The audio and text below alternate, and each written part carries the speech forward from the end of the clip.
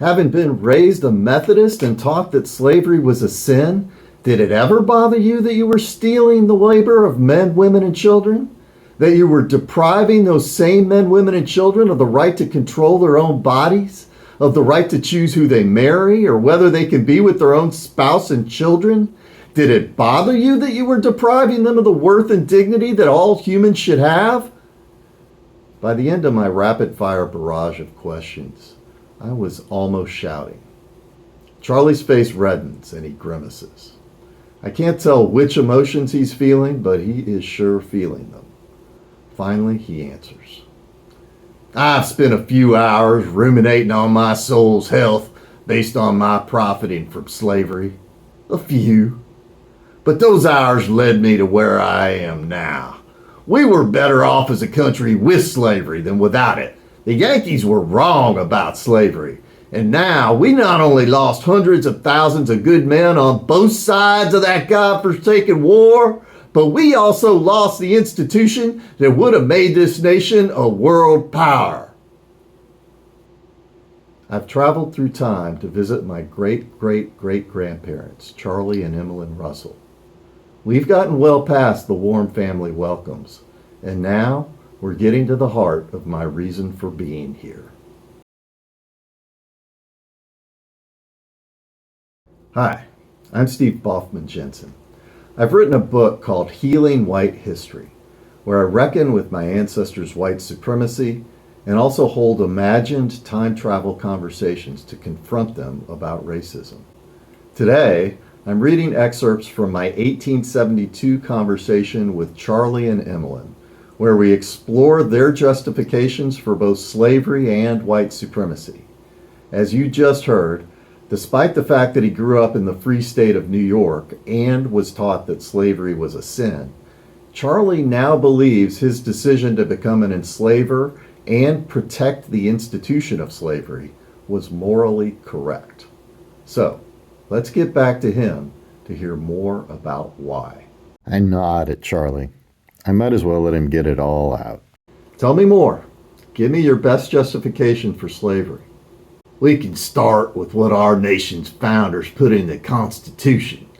The Three-Fifths Compromise and the Fugitive Slave Clause were not accidents. They deliberately set down the right to own slaves. And that same Constitution gave the states more rights than the federal government, which was conceived as a very limited institution in that document. The Yankees had no legal basis to take away the sovereignty of the southern states. We had the right to choose slavery. I do not know what lawyers think about the Constitution in your century, son, but here in the 19th century, at least in the South, we are taught that to give the founding fathers of this country some respect. He stops, takes a breath, and gives me a chance to respond. I just nod at him to let him know he can keep going. Slavery drove the economy of this country. It was key to creating this nation's wealth. And by God, those hypocrite Yankees made just as much money off the backs of slaves as any southern plantation owner. How many textile mills up in north used southern cotton? How many northern banks extended loans to southern plantation owners using slaves as collateral and knowing that those loans were used to buy more slaves? Same for the damned hypocrites in Europe, all righteous in their so-called abolitionist politics. But they had no problem investing in bonds that were nothing but a bunch of loans secured by N-words as collateral. I tense and sit up straight. I want him to finish his list, but I also want him to stop using the N-word in my presence. Charley, in my time, we decided a long time ago that white people should not be using that word you just used in place of Negroes. That word is associated with so much violence, so much inhumanity and dehumanization. You may not believe that Negroes are fully human, but I certainly do. I know I am a guest in your house, but I will still ask that you please stop using that word. Emeline tenses, ever vigilant for her husband's temper. Charley pauses. You have some gumption in you, Stephen. I will try to make sure my mouth does not work faster than my head, at least for the duration of your visit. Do you still want to hear more reasons I believe in slavery? Because I have some. I nod. All right then. We in the South did not deny that slavery is a burden, but it is a burden we carried out of duty and responsibility. These Africans brought here by others, by Northerners and foreign slavers, were not capable of self-governance. They were in their present state children, and like children, they must be cared for. I fed my slaves. I clothed them. I nursed them when they were sick and buried them when they died. Can the factory master in New York City say as much for the men, women, and children he casts out when they can no longer produce? Ain't it better to live in the plantation with Christian guidance and lifelong security than to starve in a northern slum? Are you finished? No, sir. You asked, so I guess you are going to get an answer.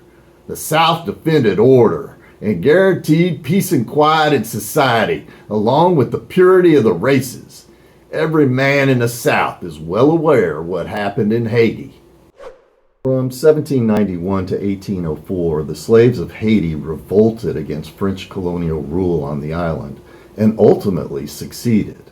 Enslavers used this as their nightmare to justify imposing terror and order. Now, back to Charley. By carrying the duty and responsibility of caring for our slaves, we maintained order until the Yankees tore it all down. Son, a few minutes ago you said that you believe that Negroes are fully human. But are you familiar with the science that says otherwise? I shake my head in disgust, but I know what's coming. I take that as a no. Well, come over here for a minute. Charley walks to the bookshelves, in front of which is a stand on which a Bible rests, open to the Gospel of John. He gingerly picks up the Bible, folds the silk bookmark in place, and sets it carefully on a nearby stool. He then picks out a huge volume from the shelves titled Types of Mankind. He places the massive book where the Bible had been. You know this book? I have not read it, but yeah, I know about it. I've read a few excerpts from it. The book, published in 1854, is almost 800 pages of pseudoscientific nonsense. For several decades, as slavery continued to flourish as an economic institution while drawing significant political controversy, white scientists worked hard to provide justification for it. Charley's voice picks up pace. Morton Knott and other scientists have taken a systematic look at the skulls of Africans, white men, and men of all races. Do you know what they found? I know what they found, and I know what they concluded. Those two things are not consistent with one another. Charley ignores me. These men of science have proven that races do not share a common origin. They have proven that white men are the superior race and that Africans are at the bottom of humanity.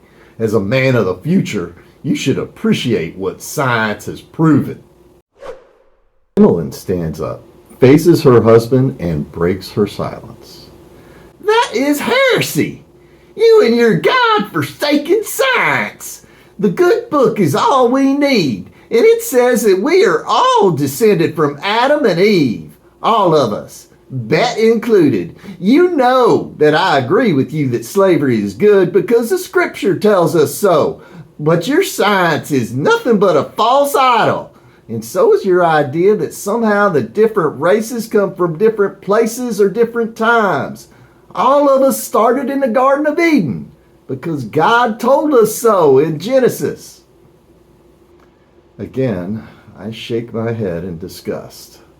Husband and wife are fighting over which story to believe when both stories are false. Both have been used to strip millions of their humanity. and both helped create a foundation for white supremacist systems that persist today. However, I swallow my indignation for the moment to get clarity on Emeline's chosen version of nonsense. Charley, I want to come back to your list in a little while, but before I do, Emeline, can you please tell us about the scripture that you say supports slavery?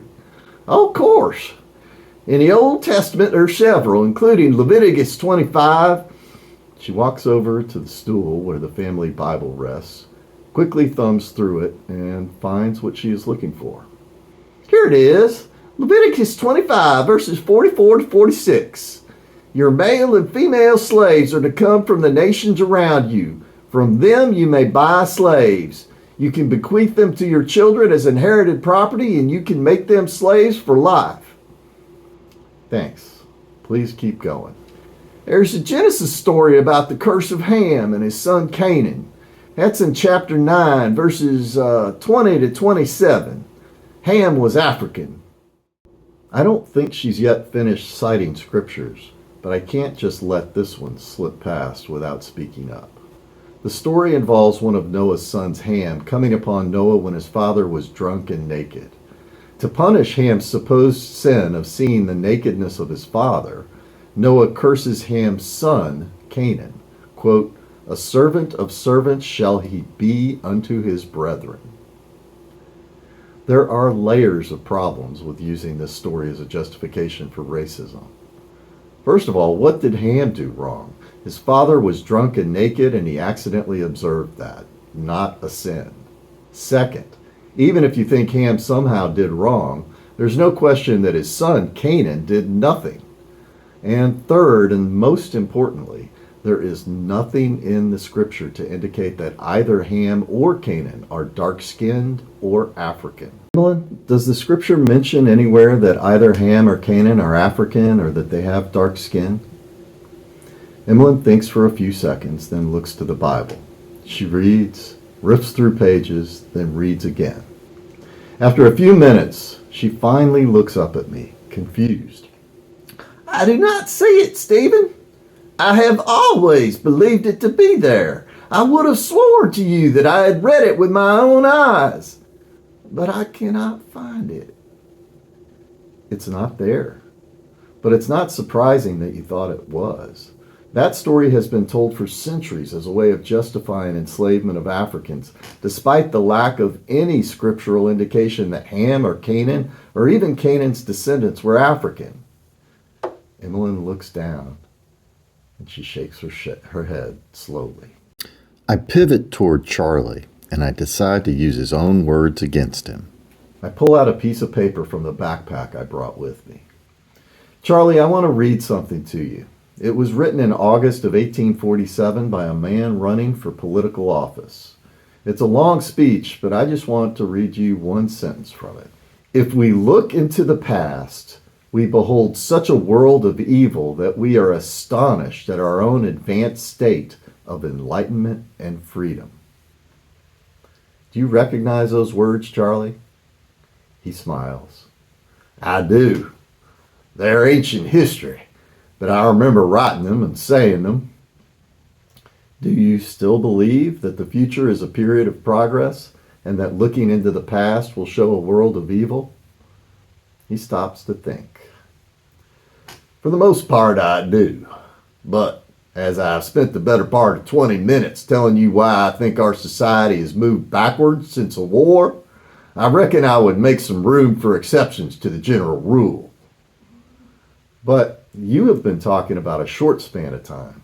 It has only been 11 years since the Civil War started. I have the advantage of knowing what happens for the next 150 years. Do you agree that based on your own general rule, over the course of those 150 years, the overall direction of the world would be toward progress, including moral advancement? In other words, you would admit that in all of the last 150 years can't be an exception to your general rule, can they? Charley scowls again. I suppose. And so, between now and my time, based on your general rule, humans must have made a lot of moral progress, right? That's what I said. In my time, scientists agree that the entire phenomenon of race is not based on biological differences among these groups of people. People of different races literally have only skin-deep differences in skin tone and hair texture. But those surface differences in appearance, noticeable as they are, do not correlate with differences in any other traits like intelligence, athletic ability, diligence, loyalty, or any other character attribute. Charley's still listening carefully, so I talk some more. According to the scientists of my time, and as I said, they are all in agreement about this, race is just a story white people made up to protect their power and wealth. Over the centuries, as slavery became more and more central to this nation's economy, that story of race kept developing and building. The scientists of this century, your century, have been adding to that story. They believe they're being objective scientists, but history, from the point of view of the 21st century, shows that they were not. Charley slowly shakes his head. He walks back over to the bookstand, grabs Types of Mankind, and riffles through 12 inches of small print text. His voice rises in tone. You're telling me that all of this is false? Science over the last 150 years has shown that all of the conclusions in that book are false. All humans have a common origin. Indeed, all of us originated in Africa, and the races are not biologically distinct in any meaningful way. Race is just a story, Charley. A false story, but one that has had devastating consequences. He stares at me for a few moments, then grimaces and turns his face to the heavens. And that ends your book excerpt for today. The dialogue is imagined, but the arguments are drawn from speeches, letters, and pro-slavery texts of that era, including Types of Mankind, an 1854 book. I'll point out that Charley's arguments have been dressed in new language, but echoes of them still show up today. Examples include invocation of states' rights and claims that talking about race only creates division. These stories did not die with Charley. They evolved. Next time, I'll share another snippet from the conversation with Charley and Emeline, and I will grapple with the meaning of forgiveness in this context and its place in racial healing. In the comments, let me know, what comes after confrontation? Which of Charley's arguments have you heard in modern form?